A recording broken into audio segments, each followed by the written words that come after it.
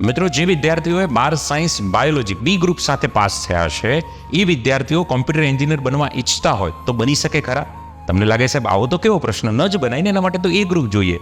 ના મિત્રો, કોમ્પ્યુટર એન્જિનિયરિંગને સમકક્ષ એવો એક કોર્સ આવી ગયો છે જે બાયોલોજીના વિદ્યાર્થી પણ કરી શકે છે અને આઈટી અને સોફ્ટવેર જેવી ફિલ્ડમાં પોતાની કારકિર્દી બનાવી શકે છે. તમે કહેશો આ કોર્સ વળી કયો?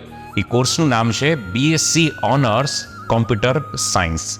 આ કોર્સમાં આમ જોવા જાવ તો કોમ્પ્યુટર એન્જિનિયરિંગમાં જે 43 સબ્જેક્ટ છે એમાંથી 4 સબ્જેક્ટને બાદ કરતા બધા જ સબ્જેક્ટ આ બીએસસી ઓનર્સ કોમ્પ્યુટર સાયન્સની અંદર સામેલ કર્યા છે. અને ટોટલ નેશનલ એજ્યુકેશન પોલિસી જે 2020 છે એને અંતર્ગત ડિઝાઇન અને તૈયાર થયેલો પ્રેક્ટિકલ આ કોર્સ છે. તો વિદ્યાર્થીઓ જો આઈટી ફિલ્ડમાં કારકિર્દી બનાવવા ઈચ્છતા હોય તો બાયોલોજીના વિદ્યાર્થી પણ આ કોર્સ માટે વધુ માહિતી પ્રાપ્ત કરી શકે છે. પણ આ થાય છે કઈ જગ્યા પર? અરે દોસ્ત, સિમ્પલ છે. દર્શન યુનિવર્સિટી રાજકોટમાં આ બીએસસી ઓનર્સ કોમ્પ્યુટર સાયન્સ થઈ રહ્યો છે. તો રાશિની જુઓ છો? આવો એકવાર મુલાકાત તો કરો.